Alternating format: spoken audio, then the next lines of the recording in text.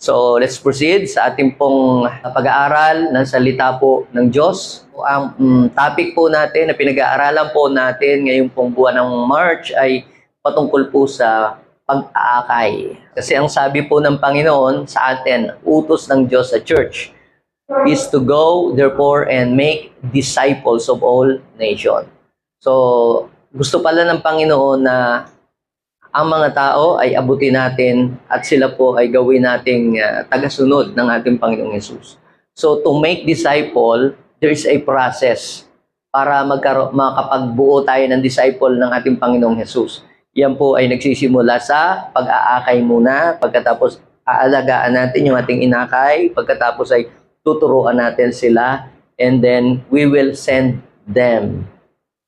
Sila po ay ating i-encourage na kung paanong may ginamit sa kanila para mapalapit sila sa Diyos. Sila din ay magiging instrument ng Panginoon para yung mga tao na wala pa sa Panginoon ay mapalapit din sa Panginoon. Okay? So that is our mission. Pero nandun po tayo sa first part ng ating pong disciple-making process patungkol po sa pag-aakay. Kaya po ang ating pong focus ngayong March ay patungkol po sa pag-aakay ng mga tao, ng mga kaluluwa papalapit sa Panginoon. So our theme this month of March is connecting people to God. Yan. Kaya po tayong lahat ay nakakilala sa Diyos at nagkaroon po tayo ng pananampalataya sa Kanya at tayo po ay patuloy na nagkakaroon ng direksyon ng ating buhay kasi may ginamit si Lord sa atin para tayo ay makakonect sa Kanya. So, last Sunday ay pinag-usapan po natin yung reason why we should connect people to God. So, ang unang-unang reason is because people became disconnected to God. Noong ating pong napag-usapan na ang tao po talaga ay mayroon pong kaugnayan sa Diyos. Ang tao po ay nilikha ng Diyos na may kaugnayan sa Kanya. Kaya lamang na-disconnect yung kaugnayan ng tao sa Diyos nung ang tao po ay sumuway sa ipinag-uutos ng Panginoon. And from that moment, ang tao po ay palayo sa Diyos. Dahil po sa pagkakasala ng tao sa Diyos, ay ang Diyos po ay nalungkot at ang Diyos po ay nagbigay ng mga hatol doon po sa mga taong gumagawa ng makasalanan. Pero si God din po ay nag-provide ng solution. Sinugo niya si Jesus, nagkatawan tao para mag-create ng tulay para ang Diyos at ang tao ay muling magkatagpo para maging connected muli. So, si Jesus ay bumaba dito sa lupa para i-connect ang tao sa Diyos. So, nung tayo po ay nakakilala kay Jesus, we became connected to God. Ang sabi ng Ephesians chapter 2, verse 18, dahil kay Christ, tayo ay nakalapit sa Ama sa pamamagitan ng isang Espiritu. So, ang Holy Spirit ay kinonvict ka para ikaw ay makakilala sa Panginoon. At ngayon, we who are already connected to God, ay dapat magpagamit tayo para yung mga iba naman tao ay ma-connect din natin sa Panginoon. Yung wala pa sa Panginoon, ma-connect din natin sa Kanya. Pangalawa pong reason ay people are lost without God. Mapapahamak ang tao kung wala ang Diyos. Kung paanong ang isda, pag wala sa tubig, anong mangyayari? Mamamatay. Ang halaman na wala sa lupa ay mamamatay din. Gayon din, tayo, pag hiwalay sa Diyos, you will surely die. Hindi nga lang agad bigla, pero little by little, ang iyong buhay ay mapapahamak. Dahil sabi ng Biblia, mapapahamak tayo kung paano daw pong yung isang punong kahoy, pagka nabali doon sa kanyang, yung sanga, nabali sa puno, hindi naman agad patay yung sanga eh. Maghintay ka siguro mga 1 linggo o hanggang 1 buwan, tuyo na yun. Kaya hindi po pwedeng sabihin, ako naman, kahit hindi naman nag-church, kaya wala akong mga ina-attend na mga fellowship na mga ganyan. Okay rin naman ang takbo ng aking buhay, tsaka so far, wala naman akong problema. Ngayon, parang puno yan eh. Pag kahit putol na, Kahit putol na, sariwa pa rin. Pero hindi habang panahon magiging sariwa. Kapag ang isang sanga ay hindi nakakonect sa puno. Then, only God can transform every people's lives. Ang Diyos lamang ang makapag-aayos, makapagsasaayos ng buhay ng tao. So, the only solution para malutas ang mga problema ng tao sa kanyang buhay ay kanyang ilapit ang kanyang sarili sa Diyos. So, ito po yung second part ng pag-uusapan po natin. Series po ito. Pag-uusapan naman po natin ngayon yung the power of connecting people to God. Ano ang mangyayari kapag ang isang tao ay na-connect natin sa Diyos. So, basahin po muna natin yung sinabi ng Bible sa John chapter 15 verse 5. Yan po ay sinabi ng ating Panginoong Jesus. Ako ang puno ng ubas at kayo ang mga sanga. Ang nananatili sa akin at ako sa kanya ang siyang nagbubunga ng sagana. Sapagkat wala kayong magagawa kung kayo'y iwalay sa akin. Sino dito ang gusto niyang ang kanyang buhay ay maging masagana? Sino naman dito ang gusto niya ng kanyang buhay ay maging fruitful? Pag sinabing fruitful, productive, may nangyayaring maganda, may nangyayaring mabuti, mayroong improvement. Pag ikaw ay nananatili sa Diyos at siya nananatili sa buhay mo. It talks about relationship. No, there is a big difference between religion at saka po yung relationship with God. Ang relationship, mga kapatid, ito ang makapagtatransform ng ating buhay from glory to glory. Habang nakikilala mo ang Diyos personally at lumalalim ka sa Kanya, nababago ang iyong ugali dahil nakikilala mo siya. Nahahawahan ka ng karakter ni Christ. Kaya habang tumatagal ka sa Panginoon at ikaw ay sabihin nating maraming ng salita na nadadagdag sa iyong isip at sa iyong puso, dapat ikaw ay patuloy na nababago. Hindi yung lalo kang nagiging worse, lalo kang nagiging magagalitin, tampuhin at sumpungin, mo ang baligtad. Baka ibang Jesus yung nakilala mo. Ang nakilala ko pong Jesus, mga kapatid, ay nagbabago ng ugali at nagbabago ng buhay. Punong-puno siya ng pag-ibig. Kaya kung ikaw ay puro hatred, puro galit at sama ng loob, ang itinatanim mo sa iyong puso, baka hindi ka talaga totoong nakakonect sa Diyos. Baka hindi ka talagang nakakonect kay Jesus. Dahil ang isang tao na nakakonect sa Panginoon ay mayroong nababago sa loob ng kanyang puso.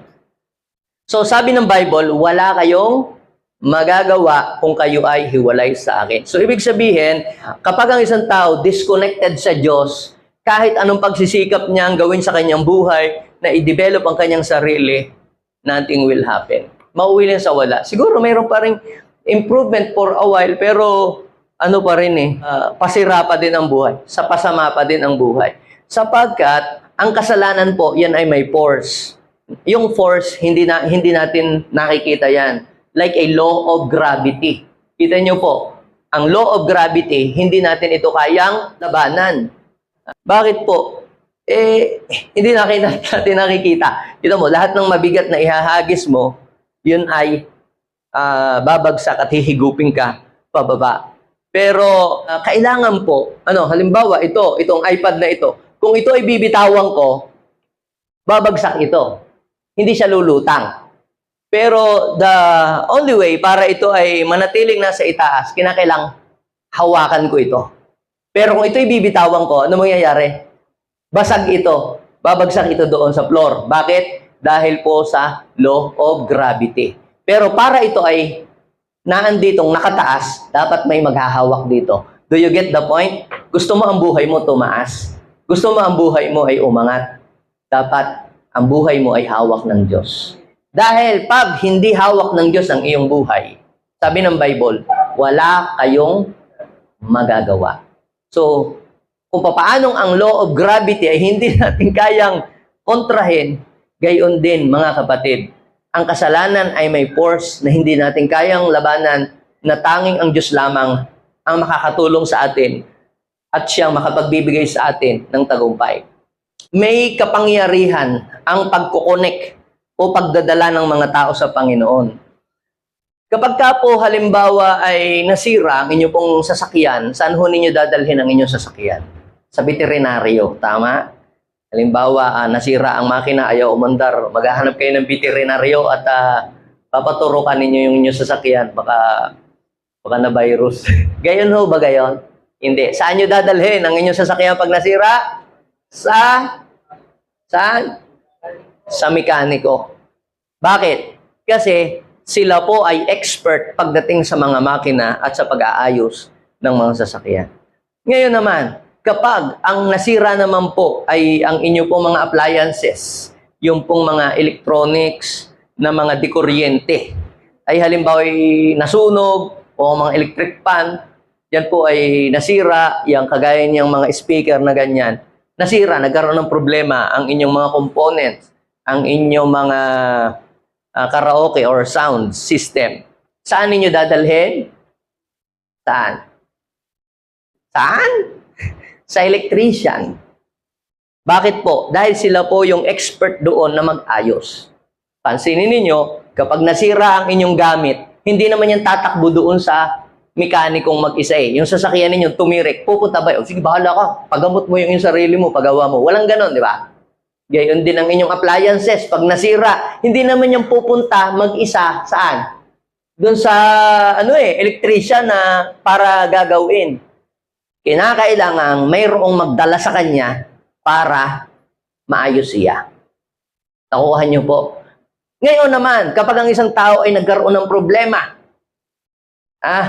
o na-depress, o kung ano mang nangyari sa kanyang buhay, na merong spiritual problem, o may emotional problem siya, or meron siyang depression, saan mo siya sa dadalhin?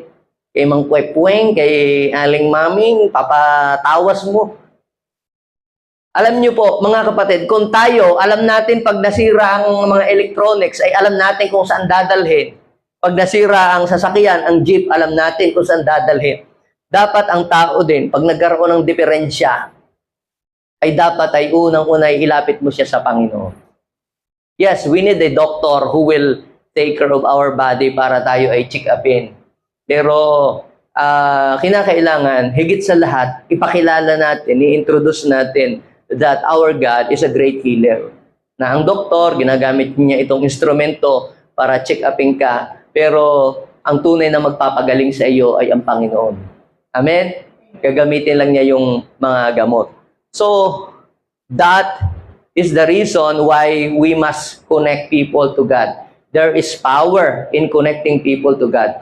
Ano po ba yung mga kapangyarihang yun na mararanasan ng tao kapag ang isang tao na i-connect natin sa Diyos? Ang una po, their spirit will become alive. Their spirit will become alive. Ito pong mga ilaw na ito sa stage. Kaya po maliwanag po dito. Pati po yung TV na yan ay meron pong power yan. Dahil siya po ay nakakonect doon sa electricity. Kaya minsan di ba nag-blackout na ganyan na ba't di namamatay? Kasi po nagluluso yung connection doon. At saka yung connection din doon ay medyo naglulus din na din. Hindi pala ang namin mahanap kung nasaan yung naglulus na connection. Pero kapag ka tinanggal po ninyo yung saksak na yon doon sa main socket na yon, mamamatay ho lahat ng ilaw dito.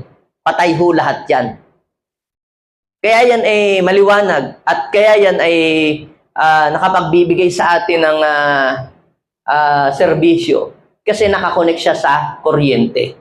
Kung walang connection yan sa kuryente, walang silbi ang TV na yan, walang silbi ang mag-ilaw na yan, kahit yan ay colorful, maganda, mamahalin, walang silbi yan. Kung walang electricity, kung hindi nakakonect sa electricity. Do you get the point? Gayon din ang ating buhay. Kung wala ang Diyos, wala talagang silbi ang ating buhay. Kahit gaano pa kakayamang tao, gaano pa ka-educated, kahit marami ka ng bansang narating, kahit marami ka ng achievement sa buhay, all those things are vanity. Sabi ni si King Solomon na mismo ang nagsabi, all those things are vanity. Walang kabuluhan, wala. kabuluhan ang lahat ng bagay. Ang sabi ng mga ngaral chapter 2 verse 25, kung wala ang Diyos, walang kabuluhan ang lahat ng bagay. So, ngayon, mga kapatid, kapag ang isang tao na i-connect natin sa Panginoon ay magkakaroon ng buhay ang kayang spiritual life. Bakit? Kasi dati po, ang tao ay meron ng buhay. Ngayon, nung magkasala ang tao, napahiwalay sa Diyos, ibig sabihin na disconnect. So, ibig sabihin po, yung kapag kinain mo ang bungang puno ng kahoy, sabi ng Genesis chapter 2, verse 16-17, you will surely die. Ang tinutukoy po doon ni God ay hindi po literal na pagka kumain ka ng bunga ng tree of knowledge of good and evil, ay magkikisay ka, patay ka agad, dead on the spot. Hindi yon. Yung sinabi ng Lord na you will surely die, ibig sabihin, mapuputol ang iyong relasyon sa Diyos. Ikaw ay mapapalayo sa Panginoon. Ang tawag po dyan ay spiritual death. Kaya ang isang tao, kahit sharean mo ng Word of God, wala siyang gana. Imbitahan mo sa church, ang dami niyang alibay. Walang taong gustong talagang maging malapit siya sa Diyos, laging palayo. Lalo na kung siya ay may mga nagagawa, mga pagkakalamali sa buhay, lalong gusto niyang siya ay umiwas at lumayo at mag-isip ng dahilan para siya ay hindi mapalapit o makadalo sa ganitong mga gawain. Ngayon mga kapatid, kapag mayroong taong ginamit o mayroong tulay para siya ay ma-connect sa Diyos, that was the time na muling mabubuhay ang kanyang spirit. Parang katulad niya, pag tinanggal ninyo ho yan sa saksak, patayan. Pero pag mabubuhay lamang yan, pagka sinaksak nyo uli doon sa kuryente, gayon din po uli tayo. Gayon din po tayo. Basahin nyo po ang Ephesians chapter 2 verse 1. Ang sabi po doon, noong una ay patay kayo dahil saan? Sa inyong mga pagsuway at mga kasalanan. So, ibig sabihin, kahit tayo pala humihinga, nagsasalita, naglalakad dyan, namamasyal, kumakain, naglalaro, pero in the eyes of God, you and I are spiritually dead. Patay pala tayo. Anong ibig sabihin ng patay? Humihinga naman. Patay yung kaugnayan mo sa Diyos. Nung hindi mo pa nakikilala si Jesus, nung hindi ka pa nakakadalo dito, hindi mo tinatanggap siya sa iyong buhay, patay ka. Wala kang kaugnayan sa Kanya. Pero sabi po sa Bible, noong una daw yon, patay daw tayo. Saan? Sa kasalanan ng pagsuway. Pero, anong sabi niya sa verse 2? Sinunod daw po natin yung masasamang takbo ng mundong ito. At napailalim po tayo saan? Sa prinsipe ng kasamaan. Ang spirit daw pong naghahari sa mga taong ayaw pasakop sa Diyos. Kaya yung palang mga taong ayaw pasakop sa Diyos, yung nagre-rebelde, yung mga taong laging may masamang sinasabi about kay God, hindi sila yon.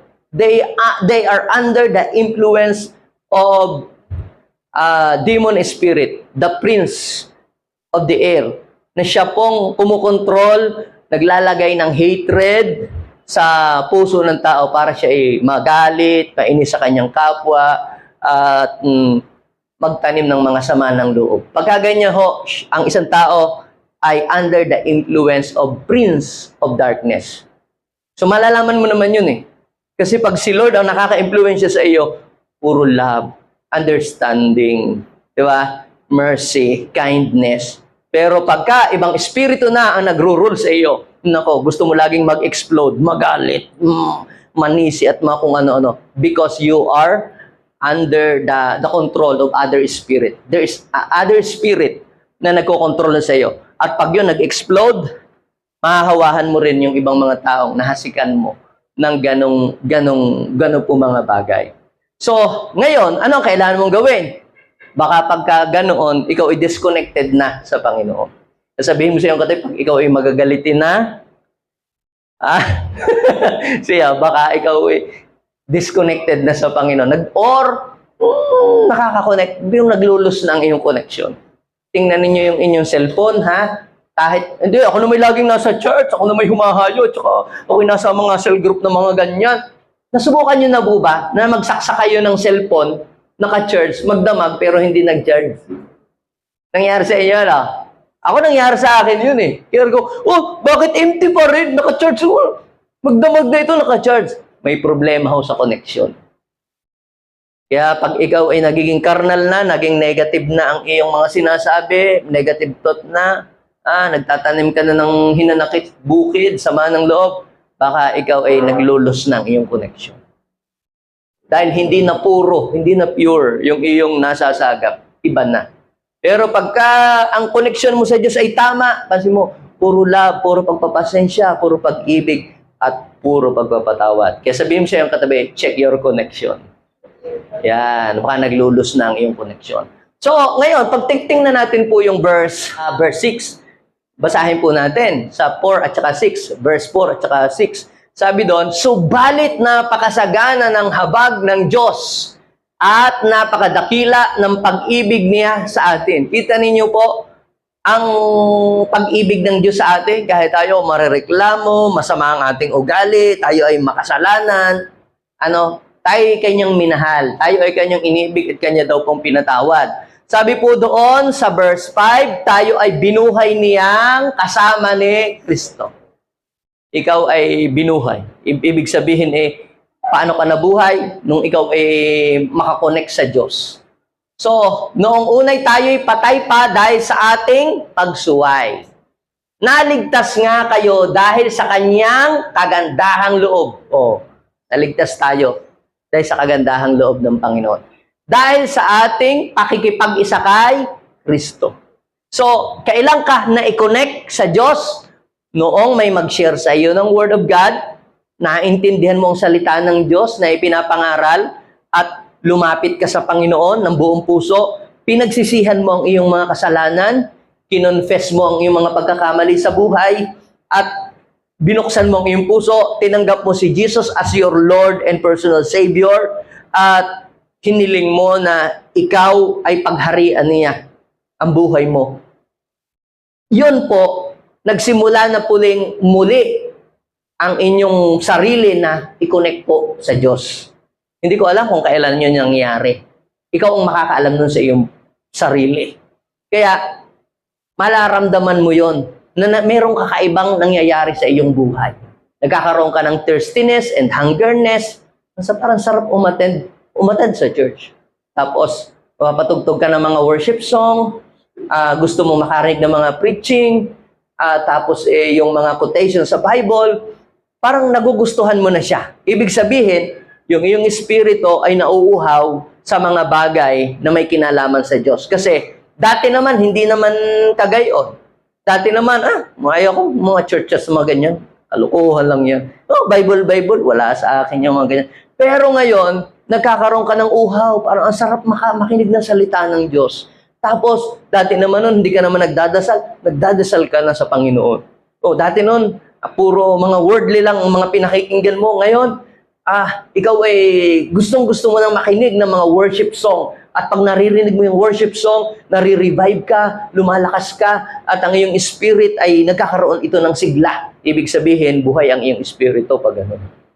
Pero pagka patay ang espiritu ng isang tao, ano bang napapalaan dyan? Church kayo ng church. Puro na lang kayo church. Ano ba kayo church?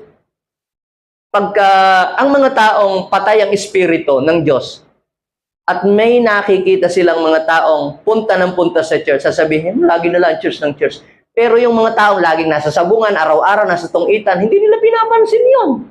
Ba't hindi pinapansin yung araw-araw na lang ay nagbibinggo, araw-araw ay nagbamadyong at nagsasabang, ba't hindi pinapansin yun? Pero yung mga nag-churches na puntay, linggong na nga lang nakakapunta, ano ba kayo? Wala na kayong natupad, puro na lang kayo church, puro na lang kayo church.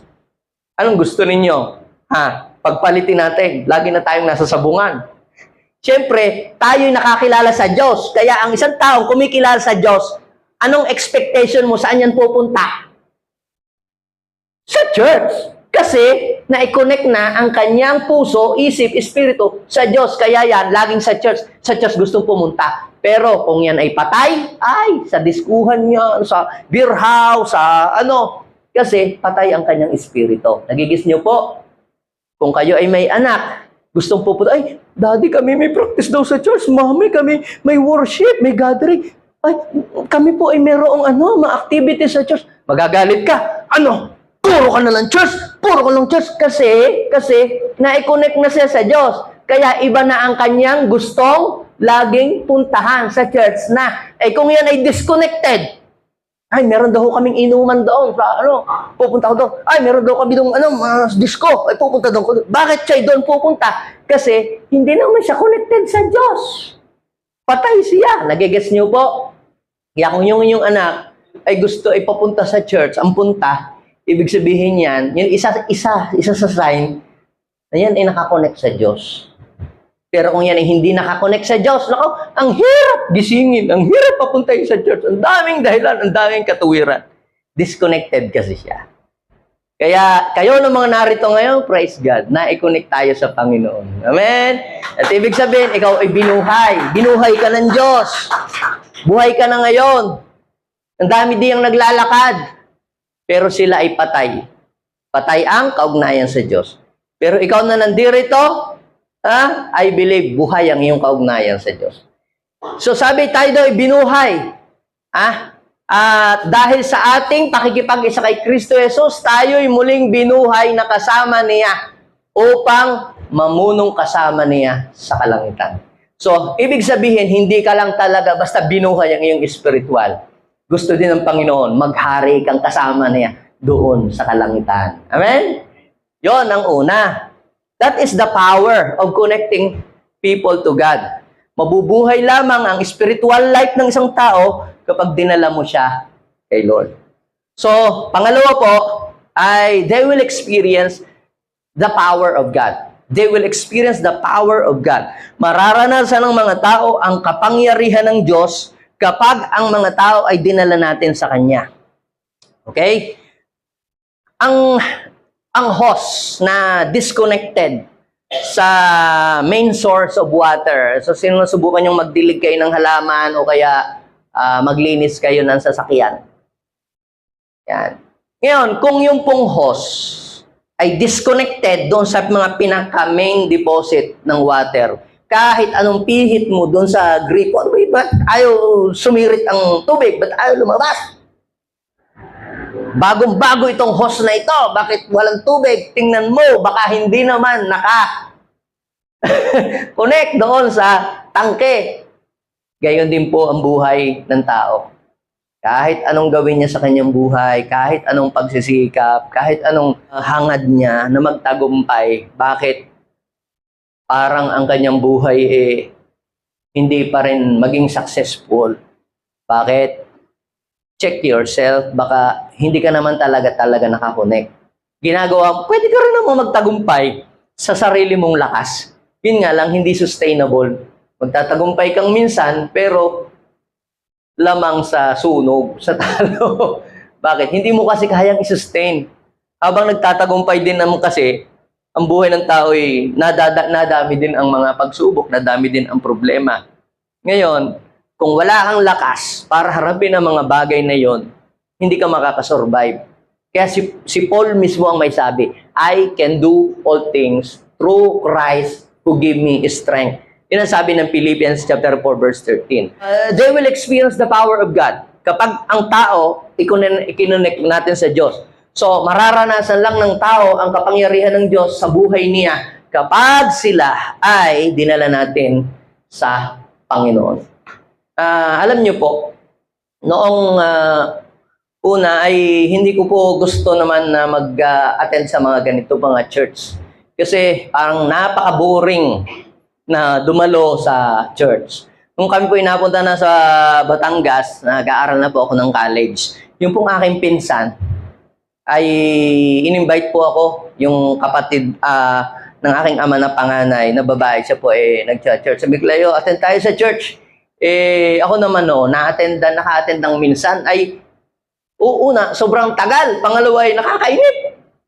Ayaw ko. Hindi, subukan mo lang. Attend ka. Abay, di ngay ako po'y sumama. Yung pong church natin, nasa highway yun, yung nasa Kumintang pa, Batangas. Tapos yun ho ay kaharap ng park. Yung park yun, maglalakad ka pa bago ka makarating doon. Alam niyo po, nandun pa kami sa malayo, doon pa sa kaduluduluhan. Naririnig ko pa lamang po yung lagabog ng mga instrumento, ng mga drums. Habang naririnig ko po yung mga welcoming song, nako, nararamdaman ko po yung parang may electricity na gumagapang dito sa nakakapangilabot. Sabi ko, ano ako yun? Akala ko naman yun, ano lang, nasi-CR lang ako. Then, papapipit ko, parang akong ang sarap umatid. Then, umatid uli ako. Ganun uli. Tanungin nyo si Pastor Apple at yan ay gayon din ang nararamdaman. Gayon din ang nararamdaman mo. Hindi yata. Nandudong pa ho kayo, maririnig nyo pa lang yung kantahan, yung basta tunog ng mga instrumento. Grabe ho, makikilabutan ka talaga. Kaya alam nyo po, kaya gusto ko laging pumunta kasi lalo na po yung kantahan. Ako, bakit ganun nangyayari sa akin? Ba't ako'y parang naiiyak? Ba't gano'n? Parang, nung nararamdaman ko, parang hindi ko ma-explain. Naging overwhelming pag lalo pa nga pag-worship. Minsan ba't gano'n? Ba't ako naiiyak? Ba't ako naiiyak? Naririnig ako ng kanta. Yung kanta naman, hindi ko naman alam kung anong bagay yung mga kinakanta nila. Basta ako'y nakikinig na lamang doon sa song, pero ako'y umiiyak ng umiiyak. At lately, I realized yung pala yung presence of ng Lord na ako'y pala inaakap ng Lord. Kaya yun, ako'y pumunta. Nag-i-enjoy ako kasi nararamdaman ko ang power ng Lord. Yung pag-akap ng Lord. At mararamdaman mo lamang yon kung lalapit ka sa Kanya. Pag lalapit ka sa Panginoon, hindi ka namang gugulpihin ng Panginoon dahil marami kang kasalanan eh. Lalapit ka sa Panginoon, lilinisin ka daw niya at ikay papatawarin sa lahat ng iyong mga kasalanan. So, nung ang Panginoong Jesus po ay nagmi-ministry dito sa lupa, ang pangarap ng mga tao, yung desire ng mga tao ay mapalapit kay Lord. Hindi naman lahat, but many of them, kahit daw lamang yung sa laylayan man lang ng damit ay makahawak sila. No? Buhay na Jesus ho yun hindi ho yun yung patay na Jesus na binubuhat. Yung buhay na Jesus. Sabi, kahit daw lang makahipo man lang. Sabi po sa Matthew, tingnan niyo ho yung Matthew chapter 14, verse 36. Nakiusap sila na mahawakan man lamang ang laylayan ng kanyang damit. At ang lahat na nakakahipo dito ay gumagaling. O ginagaya yun ng mga yung pagka nagpuprosesyon, yung alam mo yung tuwing January, dyan sa Quiapo, yung Nazareno. Ang kaibahan nga lamang, yung Jesus diyan sa Matthew chapter 14:36, at saka yung Jesus na ipinaparada doon sa Quiapo na nagkaka-stampede at mga hinihimatay ang mga tao doon. Kasi patay na Jesus yung ipinaparada. Tapos yung Jesus doon, binubuhat, iniilawan. No? Kasi hindi naman niya kayang buhatin, ilakad ang kanyang sarili. Yun namang Jesus na yan, yung Jesus na buhay.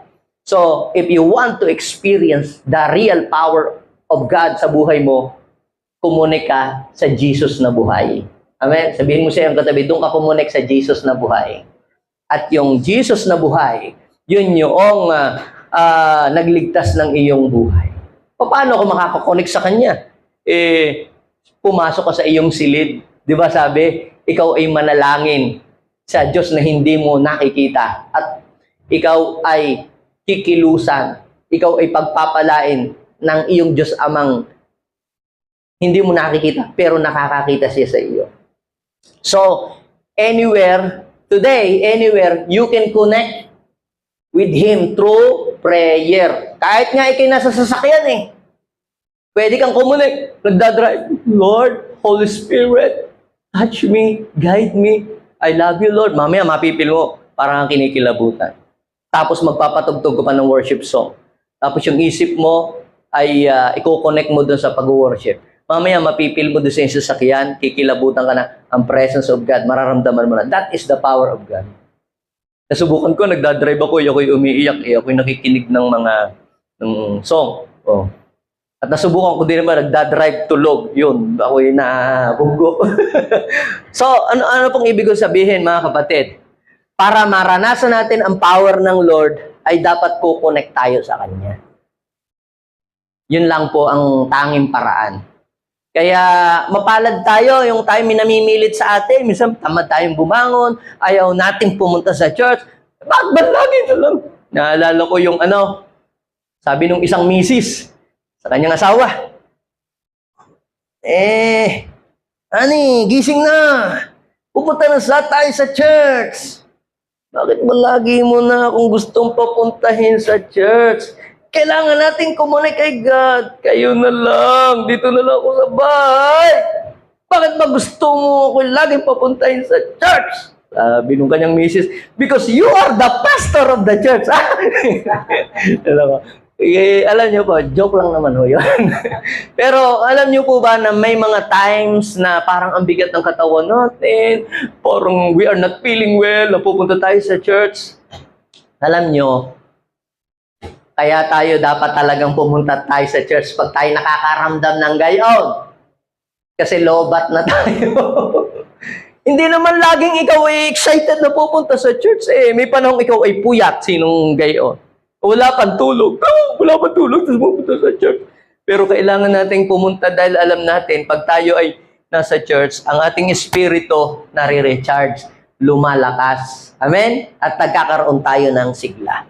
Sabi po sa Mark chapter 6, verse 56, ganun din yung desire ng mga tao. Magkaibang ano yan ha? Magkaibang group of people. Iba yung Matthew chapter 14:36, sa Mark chapter 6:56 ay sabi, saan man daw po siya pumunta, sa nayon, sa lungsod, o sa kabukiran.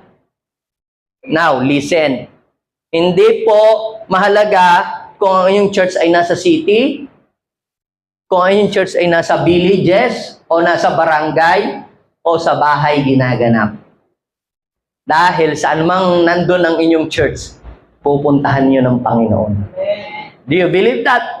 Naku, wag mo naman yung hindi. Mabuti kayo sa Dagupo. Nasa syudad kayo. Kami sa baryo lamang.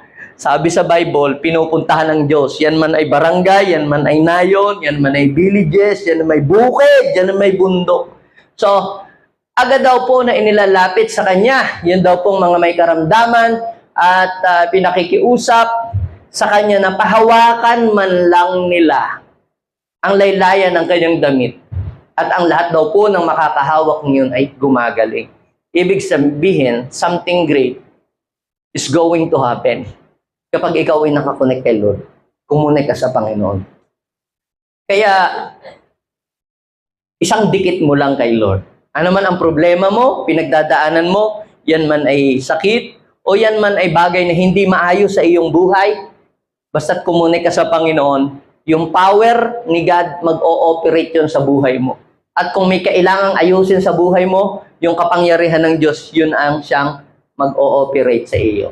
Amen?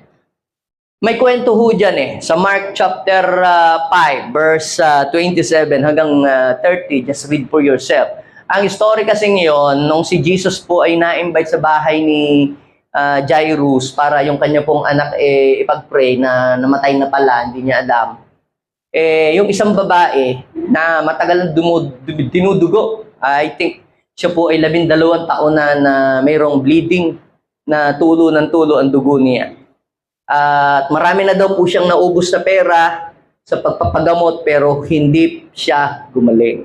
Tapos nung malaman niya na si Jesus ay nandoon sa area, malapit sa area, sa lugar nila, she took the opportunity at yung kanyang effort, hindi niya pinalampas yung pagkakataong yun.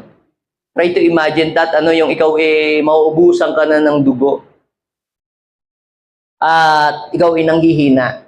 At saka during that time, sa batas nila, pag ikaw ay babaeng dinurugo, hindi ka pwedeng pakalat-kalat sa lansangan.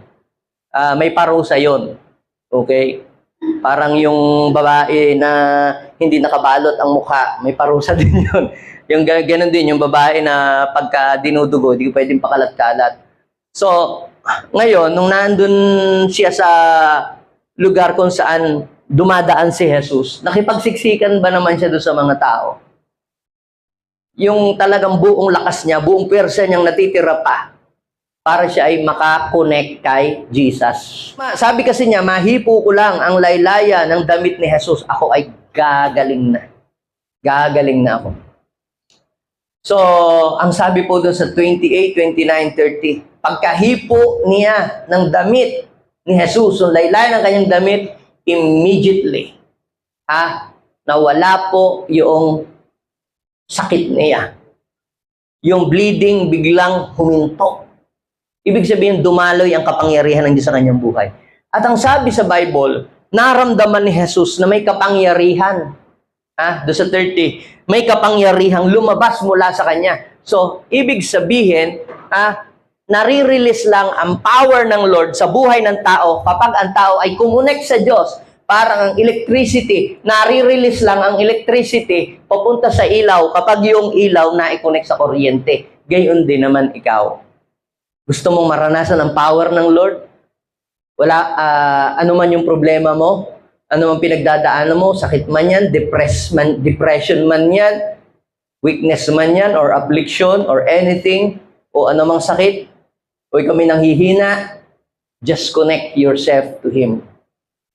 At meron din ba kayong mga kakilala o mga kaibing sa buhay na nanlulumo ang buhay, lagi na lang nanghihina, lagi na lang parang akala mo'y masakitin? Baka kailangan lang naman niyang i-connect mo sa Panginoon. Meron nga po kaming sinesel group noon, diyan sa Perez. Laging nanghihina, lagi na lang may sakit. Subukan kong bigyan ng 500. Gumaling naman ng konti. Kinabukasan, may sakit uli. Sabi ko, pumunta nga ho kayo sa church. Tapos ang problema, nasa ba church? Third floor na ako, pastor. Di ba ako makakapunta doon? Subukan nyo lang, try nyo lang. Nakaakyat. Aba pamula doon siya po mapapunta dito, lumakas ang kanyang katawan Aba, pastor, himala, bit ako nakakaakyat. Samantalang noon ako ilang hakbang lamang hinihingal ako hapong-hapuna. Bakit yung ako'y akyat na pabalik-balik ako'y malakas pa rin. At saka nakakalakas. Pagka nakakarinig daw siya ng mga nag-aawita, nagpupuri sa Panginoon, lumalakas siya. Ibig sabihin, ang kapangyarihan ng Diyos ang nagbibigay ng kalakasan sa tao para magkaroon siya ng sigla. Kung walang connection ang tao sa Diyos, siya ay unti-unting nanghihina. Okay? Then, thirdly, their lives will be transformed. Yan. Gusto mo bang mabago ang iyong anak? Ang iyong misis? Ang iyong mister? Huwag mong sermona ng sermona. Bago ka lang! Tamad mo! Wala ka talaga. Naku, hindi nakakatulong para mabago ang isang tao. Kung ang sermon ay talagang nakakapagbago siya ng buhay ng tao, ay di matino na ang mga tao. Minsan nagkakaroon ka pa ng kaaway Kapag sermon ka ng sermon at dahil ikaw din naman, meron ding dapat baguhin sa iyong sarili. Ngayon, ano ang dapat natin gawin? Ang role natin, mga kapatid, sa isang tao ay dalahin ang tao sa Diyos. Yung baguhin ang anak mo, ang asawa mo, ang pinsan mo, kaibigan mo, hindi mo role yun. Kasi sa iyong sarili, meron ka din kailangang mabago pa rin sa iyong buhay. Di mag-aaway lang kayo. Ikaw, alisin mo yan. Ikaw, ganito, masyado kang ganito, masyado kang masungit. Ikaw naman, ganun din, magagalitin ka din. So, anong dapat natin gawin? Di, dalahin mo lang sa Panginoon. Ang role natin, ano ang role natin? Ilapit ang tao sa Diyos. So, ano ang role ni God? Siya yung babago doon sa tao. Nasubukan nyo na dalahin yung sasakyan nyo sa mekaniko. Tapos nung dinala mo, di kakalasin na. Hindi, mali, hindi yan. Hindi yan dapat kinakalas mo. Parang dito sa ilalim, ang sira. Tapos nung kinakalas na, hindi, huwag mong tanggalin yan. Ito, hayaan mo lang yan. Ikaw, may sira yung sasakyan. Nung dinala mo sa mekaniko, mas marunong ka pa doon sa gumagawa. Ang trabaho mo, dalahin mo sa mekaniko, di ba? Iniiwanan mo na nga lang Pati susi nga, binibigay mo. Ang tawag doon, trust. Di ba? Kapag ipapakaruwas mo yung sasakyan, sinong nag-iiwan ng susi? Ako madami ng beses ako nagpakaruwas, ibinibigay ko yung susi doon sa nagkakaruwas. Isip, lilinisin yung loob. Alam nyo po, kung wala kayong tiwala, hindi nyo may iwanan yung susi doon sa nagkakaruwas. Now, what is the point? Pag dinala mo ang isang tao sa Diyos, magtiwala ka. Trust in the Lord. Si Lord ang bahalang mag-operate doon at umayo sa buhay noon. More than you could ever think or imagine. Ang kayang gawin ng Diyos sa Kanya. Meron pong isang mayaman, tax collector, noong araw, kinasusuklaman siya ng mga tao. Ang pangalan niya ay si Sakeo. Bakit nasusuklam sa kanya ang tao? Sapagkat ang mga tax collector, yung tax collector yan yung mga publikano ang tawag sa kanila. Sila po ay naniningil ng buwis para sa mga Romano. Kaya alam po, lahat na lang ay may tax. Lahat tinataksan, pati yung kinakain mo para sa Pilipinas, lahat may tax. Ano? Tinataksan yan. 10% ang kukuhanin ng tax ng mga Romano. Ang kukunin ng mga publikano, mga hidden charges, aabutin ng 20%. Halos lahat ng kanilang kinikita, sa tax na lang lahat napupunta. Kaya nagagalit ang mga mamamayan sa mga tax collector, yung mga swapang, mga mandaraya, yung mga manlulok, ganun sila. Kaya pag nakakakita sila ng mga publikano, tingin nila demonyo, parang ganun. Ngayon, ito pong si Sakeo, kinasusuklaman siya ng mga tao dahil nga doon sa pang-kukolek niya ng tax. Ngayon, si Jesus po ay pumunta sa Jericho at pumunta mismo pa doon sa bahay ng isang taong kinasusuklaman ng marami. Sino yon? Si Sakeo. Sa Lucas chapter 19. Pumunta siya mismo doon sa bahay ni Sakeo. Kung talagang propeta yan na banal, ba't siya napunta doon sa makasalanan? Kaya nga sinabi ng Panginoon, sino ba ang nangangailangan ng doktor? Yung walang sakit o may sakit? Kaya ako'y pumunta dito para hanapin yung mga taong makasalanan para sila'y tulungang magsisi at maayos ang buhay. So, si Jesus po pumunta sa bahay ni Sakeo. Sa palagay ninyo, alam kaya ni Jesus na si Sakeo isang masamang tao at isang marumi ang buhay o hindi alam? Walang alam. May alam because He's all-knowing. Iniisip mo pa nga lang sinasabi na ng Panginoong Hesus kung anong laman ng iyong isip yung pang hindi malaman ni Jesus, minsan nakikimarites din yun. Ibig sabihin, nakikibalita. Nababalitaan din niya. Hudyos siya Kaya alam niya ang mga balita. Naririnig din niya. Siyempre, nung nagkatawang tao siya. At saka alam niya, hindi na kailangan pang may magbalita sa kanya patungkol sa ugali ng isang tao. Hindi na, Lord, garne, sama ng ugali na rin. Alam ko, pati ikaw. Hindi mo na kailangan sabihin yun. All-knowing God siya. Nung pumasok si Jesus doon sa bahay ni Sakeo, nag-sermon ba siya? Ikaw Sakeo alam mo, yung yaman mo yan alam ko yan, kinulimbat mo yan, tsaka yan hinutot mo lang yan. May narinig ba kayong sermon doon sa kwento? Walang sermon. Jesus is very silent. Basta pumasok lang. At nagkaroon ng connection si Sakeo kay Jesus. At alam niyo po, ang nangyari, nagkaroon po ng conviction. Pag ang isang tao, na-connect mo na sa Diyos, nabubuhay ang kanyang konsensya. Nakukonsensya siya sa kanyang mga ginagawang mga kamalian. At ang sabi po niya, nagmamadali daw pong bumaba si Sakeo at tuwan-tuwa daw pong tinanggap si Jesus at lahat po na nakakita doon ay nagbubulong-bulungan. Yan, nakikituloy daw po si Jesus sa isang makasalanan. Pero alam niyo po ang nangyari kay Sakeo sa verse 8, nagkaroon po ng transformation sa kanyang buhay.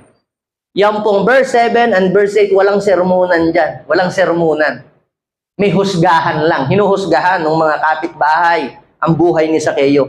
Maaaring ikaw hinuhusgahan sa iyong mga pagkakamali, sa iyong mga kapalpakan sa buhay. But I am telling you, si Jesus, ang gusto niya, ang nais niya, ay i-transform, ay improve at i-develop ang iyong buhay. So sabi niya, tumayo si Sakeo at sabi niya, Lord, Panginoon, ipamimigay ko po sa mga mahihirap ang kalahati ng aking kayamanan, kahit daw po kalahati. At kung meron man po akong nadayang sinuman, sinasabi ko ito sa kanya na, isasauli ko ito sa kanya, 4 na beses pa. Pag binasa niyo po yung mga tuloy-tuloy, natuwa si Lord. Today, salvation has come to this house. Dahil ako'y pumunta dito, sabihin sa verse 10, to seek and save the lost. So pansinin niyo po, mga kapatid, hindi nagsermon si Jesus sa bahay ni Sakeo. Pumunta lang.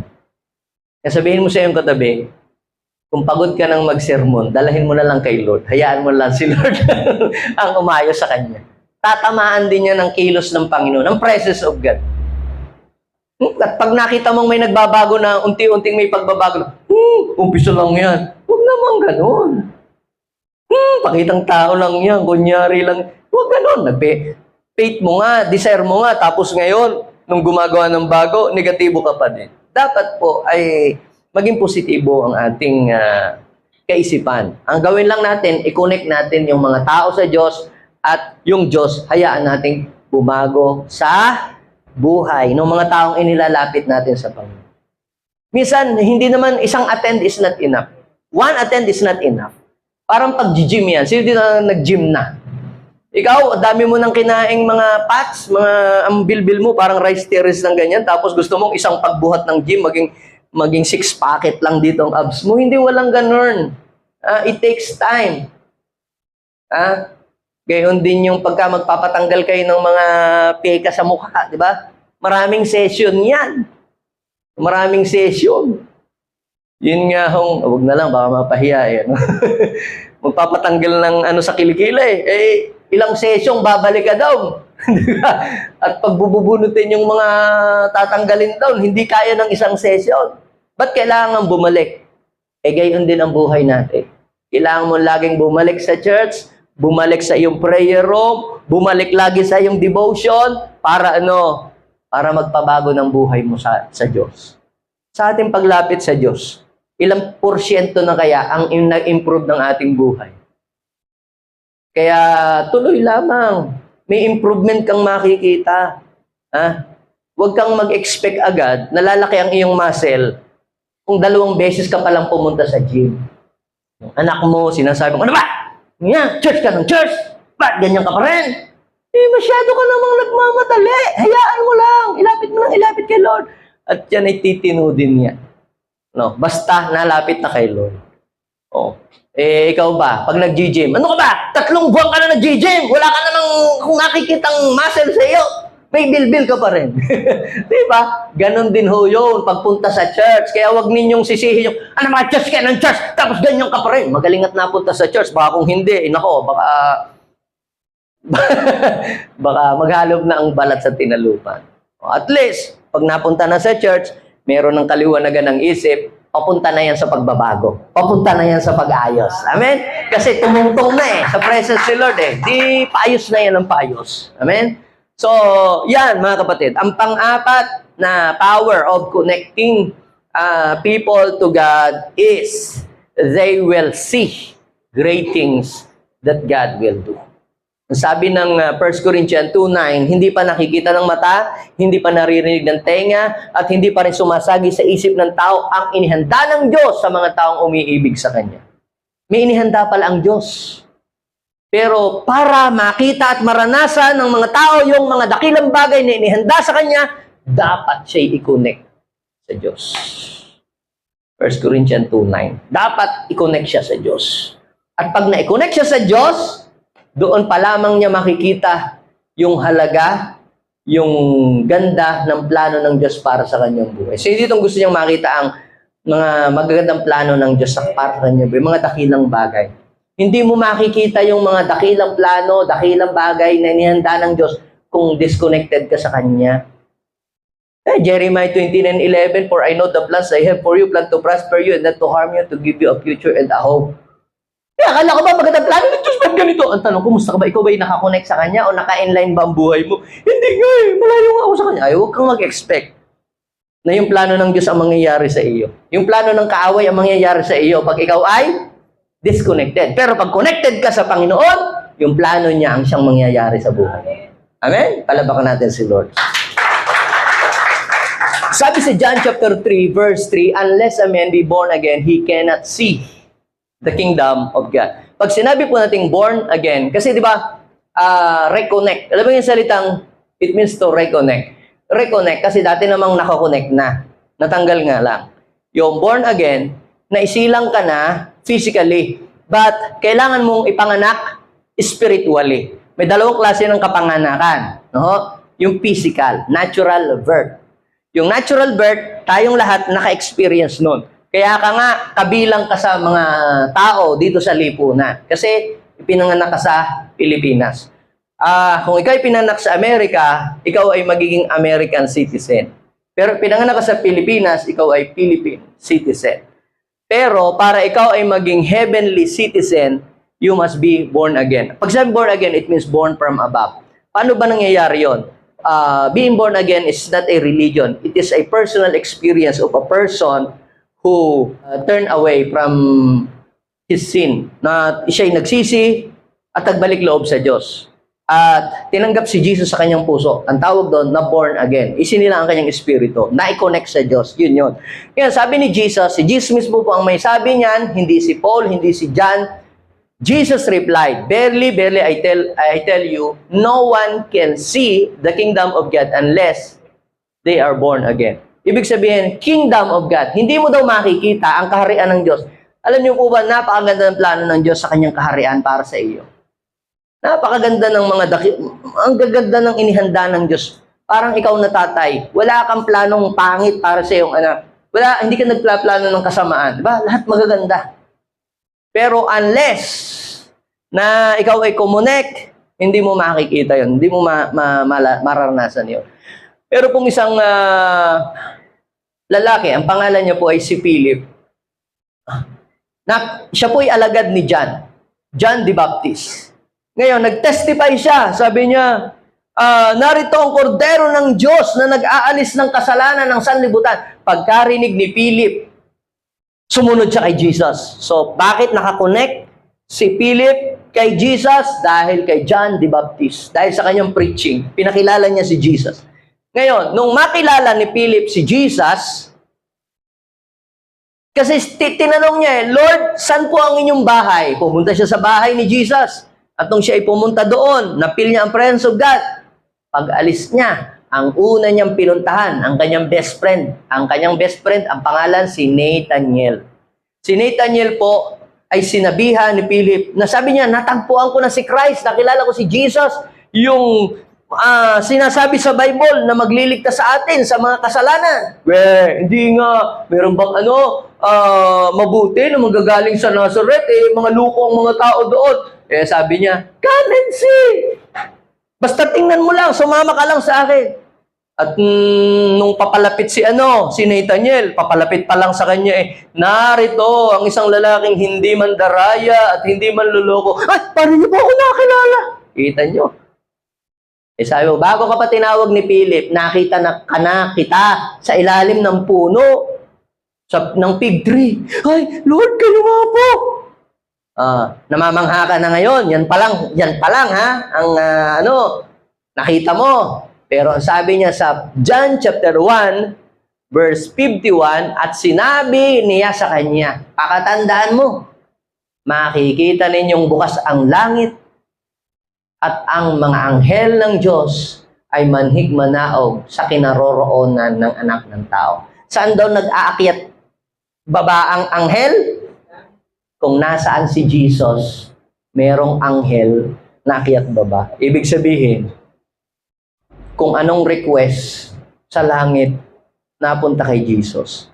Dahil na kay Jesus, ang mga anghel, anong gagawin mo? Kumunik ka kay Jesus. At siguradong lahat ng kailangan mo, you are in a right address. Di ba? Saan napunta ang anghel? Napunta lang ang anghel kung saan nandun ang Jesus. Ngayon, gusto mo ba na yung blessing ay laging nasa tamang address pumunta? Kumunik ka kay Jesus. At you are in a right address.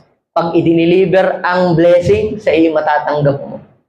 Kung disconnected ka, hindi mo matatanggap. Nakukuha nyo ba?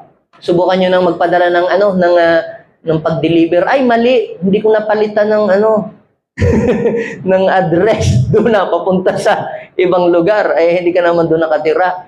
Alam nyo po, parang si Kuya Apple, nag-order ng pabango. Abi sa Batangas na papunta yung pabango. Hintay niya dito. Mali yung address na inilagay niya. Nasa maling address siya. Ano pong ibig ko sabihin? Pag hiwalay kayo sa Panginoon, hindi kayo pupuntahan ng blessing. Dahil ang blessing, di ba sabi, basahin niyo yan. Ang anghel, kung saan lang nandoon si Jesus, doon lang napunta. Ibig sabihin, go to the place where the presence of Jesus is present. and connect to Him. Amen? So, makikita mo ang mga dakilang bagay. Kaya nung si Jesus po, mayroong paralitiko na dinala sa Kanya, na inilapit sa Kanya, at sinabi lang niyang tumayo yung paralitiko. Sabi sa Mark chapter 2, verse 12, so that they were all amazed, na-amazed sila, and glorified God, saying, we never saw anything like this. Ano pong point ko doon? Pag kumonek ka sa Panginoon, makakakita ka ng mga dakilang bagay na hindi mo pa dati nakikita sa tanang buhay mo. You will experience the power, the glory of God, the miracles of God in your life that you have never seen before. So let's connect people with God. Sabihin mo sa iyong katabi, let's connect people with God. Now, ba't natin ginagawa yan? Kung biyahe lang, may mga pastor na lang, sila lang, bahala dyan. Alam niyo po mga kapatid, tayo po, bilang mga anak ng Diyos, we are part of the kingdom of God. Kung nakakilala ka kay Jesus, you belong to the kingdom of God. At kung ikaw ay kabilang na sa kaharian ng Diyos, you must understand and know your mission. What is our mission? Our mission is connecting people to God and making them a true followers of Jesus. Now, sabi po sa Bible, ito ang dahilan kung bakit kinakailangan nating gawin natin ito. Hindi na natin ipagpaliban. Kumbaga hindi natin saka na lang siguro, saka na, sa bada-bada rin lang. Because we are running out of time. We are running out of time. Sabihin mo sa iyong katabi, kaunti na lang ang oras. Kaunti na lang ang panahon. Anong sinasabi mo, Pastor, na kaunti na lang ang panahon? Kasi malapit nang magkaroon ng katuparan, yung sinasabi ng Panginoon, na siya ay babalik. Totoo ba naman yun, Pastor? Siya ay babalik? Mangyayari yan? Yes. Nung sinabi ng Panginoon, sa Sodoma at Gomora, na pag hindi sila nagsisi, uulan ng apoy, umulan. Nangyari, hindi. Nangyari. Nung sinabi ng Panginoon kay Noah, mag-build ka ng ark kasi babaha. Nangyari ba yung baha o hindi?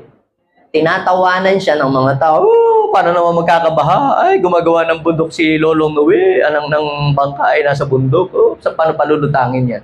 Bumaha, hindi bumaha. Now, nung sabing, susuguin niya ang tagapagligtas para tubusin sa kasalanan ang tao, nakasulat din yun sa kasulatan. Nangyari ba yun o hindi? Nangyari sa katauhan ni Jesus. Ngayon, si Jesus mismo nagsalita, kung paanong ako'y nakita ninyong itinaas sa langit, gayon din ninyong makikitang ako'y bababa at babalik sa inyong naked eye. So, ibig sabihin, yun ang sinabi ng Bible na siya ay babalik. And every 2,000 years ago, mayroong event, great event ang nangyayari sa ating panahon. From Adam to Noah, 2,000 years. Then, from Noah to the time of Jesus, that is another 2,000 years. From Jesus' resurrection, ang pag-akit niya sa langit, hanggang papunta sa atin, that is another 2,000 years. So, ngayon mga kapatid, we are running out of time. Bakit? Dahil sabi ni Jesus, bago siya bumalik, makakita kayo ng mga signs. Signs, sinyales. Pag nakikita niyo itong mga sign na ito, ibig sabihin, malapit ako bumalik. Ano ba yung mga sign na yun? Matthew chapter 24. Matthew 24, verse 6 to 14. Basahin niyo ito. Ito yung sign sa pagbabalik ng Panginoon. Makakarinig kayo ng mga labanan at makakabalita ng mga digmaan ng sa iba't ibang mga dako. Ngunit huwag kayong mabahala dahil talagang mangyayari ang mga iyon. Bagamat hindi pa yon ang katapusan ng mundo. So, ibig sabihin, hindi pa pala yun ang katapusan. Now, basahin natin yung kasunod na verse. Maglalaban-laban ang mga bansa, laban sa kapwa bansa, gitin ang kaharian. Magkakaroon ng tagutom. Nangyari ba yon? Yes. Okay, lilindol sa maraming lugar. Nangyayari ba yon? Yes. Luzon, Visayas, Mindanao, sa iba-ibang mga dako, nababalitaan natin yan. Okay? So, verse 8, ang lahat ng iyon ay pasimula pa lamang ng mga paghihirap tulad ng isang babaeng nanganganak. So, ibig sabihin, pasimula pa lang. Now, sinabi ko po ito, hindi para kay takuting lahat, kay matakot. Hindi. Ibig sabihin niyan, are, na pupulfill yung lahat ng mga nakasulat sa Bible. Siguro sa Revelation, sa Book of Joel, may mga babasa kayo dito na sa mga huling, na yung mga digmaan, meron daw mga balang, na yung mga balang na yan ay lumilipad, kinakain daw yung mga lahat ng mga tanim, tapos meron daw alakdan na may nalabas na apoy sa buntot, tapos meron daw palaso na lumilipad sa langit. Sino ang mga nagsasalita? Mga propeta, mga lumang tao. Sa panahong yun, hindi nyo maintindihan na yung mga drone na lumilipad, ang tingin nyo balang. Balang, may nakakita ko balang lumilipad. Sa panahon natin pala yun, drone, yung mga drone na ginagamit sa pagdigma. Ay, nakakita yung propeta ng palaso, nag-aapoy, lumilipad sa langit. Yung palaso. Sa panahon natin yun, mga kapatid, missile pala yun. Ay, yung alakdan na bakal ang buntot, minalabas na apoy na pagka mga bahay na nagigiba. Yung pala ho ay mga tangke na pandigo. Basahin niyo ho sa Bible na roon ho yun. At meron ho doong mga pinatay daw na saksi kita sa buong mundo. Grabe, sa panahong yun, nangyayari lahat yun sa atin. Kita nyo nga sa atin, yung mga pinapatay, kita natin eh. Di ba? Nakikita gamit ang satellite, ang Facebook. Ibig sabihin, lahat ng nakasulat sa Bible nangyayari sa ating panahon. Pero, ang sabi ng Bible, ito yan. Basahin natin yung verse 14. Okay? Lalaganap daw po ang kasamaan dahil dito manlalamig ang pag-ibig ng maraming mananampalataya. So, sabi sa verse 13, ngunit ang mananatiling tapat hanggang wakas ay siyang maliligtas. At ipapangaral sa buong mundo ang magandang balita tungkol sa paghahari ng Diyos upang malaman ito ng lahat ng tao at saka palang darating ang wakas. So, ibig sabihin, kahit magkaroon ng war, ng mga gera, it is just the beginning. Merong kailangang mangyari munang dapat mangyari. Ano yun? Ang ma-share, ang Word of God, sa kapitbahay, sa mga kaibigan, sa mga taong kakilala natin. Ngayon, ito yan eh. That is the sign na mangyayari sa mga huling panahon. So, we are living in the last of the last days. Ngayon, it's up to you. Saan mo ba gusto sumali? Doon sa mga naghahagisan ng missile, nagdidigmaan. Hindi sila na lang ang magdigmaan. O saan ka ba? Doon sa mga nanlalamig? Gusto mo ba doon ka sumapi sa mga nanlalamig? Sila na lang doon. Ako na lang yung nananatiling tapat. Amen? At saka yung ipinapangaral ang salita ng Diyos. Yun na lang ang atin. Ano? O sinong gustong yun na lang? Ano? O gusto nyo makipaggera? Sige, bukas sasabihin ko sa presidente, ipadala kayo dun sa may nalipad na yung mga eroplano, hindi makalipad baka mapagkamalaan. No? So, ano pong ibig kong sabihin? Ito yan. Dapat ba tayong matakot? Hindi. Lucas chapter 21 verse 28. Basahin natin. Ito. Kapag nagsisimula ng mangyari ang mga ito, anong sabi ng Bible? Magala kayo sapagat malapit na ang pagliligtas sa inyo. Yan. Kaya sabihin mo siya yung katabi, malapit na talaga. So, let's redeem the time. While there is time, habang may panahon pa, ay di tayo ay mag-share ng salita ng Diyos. Habang malaya pa nating ipapangaral ang salita ng Diyos. Habang sa Pilipinas ay hindi pa bawal ang i-share ang salita ng Diyos. Dito mayroon tayong freedom na para i-share ang salita ng Diyos. While there is time. Kaya sabihin mo nga sa iyong katabi, let's get excited to connect people to God. Makapagligtas ka man lang, makapaghila ka man lang, kahit isang tao, papalapit kay Lord. Kaya pagdating mo sa Panginoon, yung tao na nadala mo sa Panginoon, that is your great achievement. You are putting up treasure in heaven. Yung lahat ng yaman mo, na ipinundar mo, iiwanan mo lahat yan dito. The only thing na madadala mo sa langit ay yung mga taong nabago ang buhay at kumilala sa Diyos, napalapit sa Diyos dahil mo. At bibigyan ka ng Diyos ng gantimpala sa ginawa mong yon. Amen? Let's connect people to God. And before that, we must connect ourselves first to Him. Kaya huwag tayong matakot. Ano man ang mangyari sa mundong ito. Basta tayo connected kay Lord, sa langit tayo pupunta. Basta sa panahong ito, huwag kang bibitaw kay Lord. Huwag kang tatalikod. Ito yung panahon, hindi para tumalikod kay God. mangyari man ang pagwawakas ng mundo, ano mang mangyari sa mundo, kung connected ka kay Lord, sa langit ka, papasok ka sa langit. Amen? Kaya yung mga nanlalamig daw sa pananampalataya, hindi tayo kasali doon. Hindi tayo kasali sa nanlalamig, hindi tayo kasali sa tumatalikod, kasali tayo doon sa mga nananatiling tapat. At nagpapahayag ng salita ng Diyos. Amen? Sila na lang yung nagpapalipad ng missile. Wala tayo nun. Amen? So, tayo pong lahat ay mag-pray. Father, thank you so much, O God. We give you praise. We give you honor. Salamat po dahil ang aming buhay ay na-connect sa inyo. Sa inyo po, kapag nakakonect kami, walang takot, walang pangamba, wala pong pagkabalisa at pag-aalala. Lord, may mga kabalisahan man, may mga pag-aalala man sa buhay, but because of your presence, nako-comfort kami.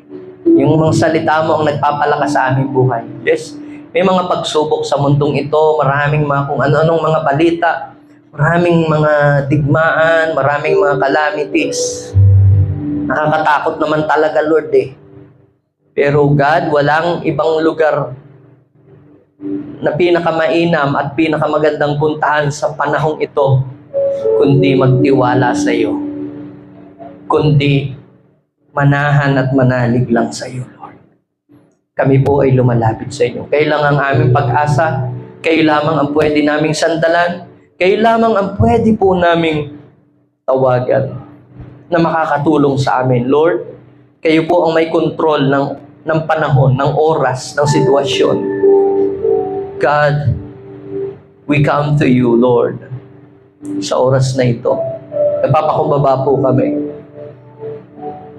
Patawarin niyo po kami na disconnect ang aming buhay sa inyo dahil sa aming mga pagsuway, dahil sa aming mga ungodly character. Patawarin niyo po kami. Lord, today, kami po ay nagdidesisyon na ma-connect ang buhay namin sa inyo. Kinukonect namin ang buhay namin sa inyo.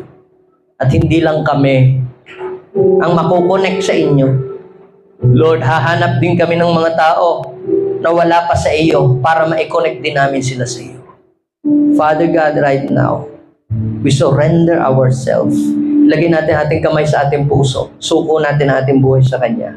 While there is time, lumapit tayo sa Panginoon. Habang may panahon pang natitira, idulog natin ating sarili sa Kanya. Temporary lang ang buhay natin sa mundo. Temporary lang din ang ating mga kayamanan. Pero eternal ang pangako ng Diyos na buhay sa langit. Bigkasin natin ang panalangin ito, sabihin natin, Panginoong Jesus, maraming salamat po dahil ikaw ay gumawa ng paraan para ang aking buhay ay muling ma-connect sa inyo. Panginoong Jesus, pinagsisisihan ko po ang aking mga kasalanan. Tanggalin mo po ang lahat ng mga kasalanan na humaharang sa aking kaugnayan sa inyo. Patawarin niyo po ako sa aking mga maling naiisip, maling na salita at maling mga nagawa. Binubuksan ko po ang aking puso. Tinatanggap kitang tunay sa aking buhay bilang aking Panginoon at sariling tagapagligtas. Ito po ang aking dalangin at gamitin mo po ako para ma-connect din naman ang ibang tao papalapit sa inyo. In Jesus' name, Amen and Amen. Ako lang magpe-pray, Lord, bless these people. Hayaan niyo po na ang bawat isa sa amin na nandirito ay hindi madidisconnect, kundi mananatiling tapat hanggang wakas. Maraming salamat po. In Jesus' name, Amen and Amen.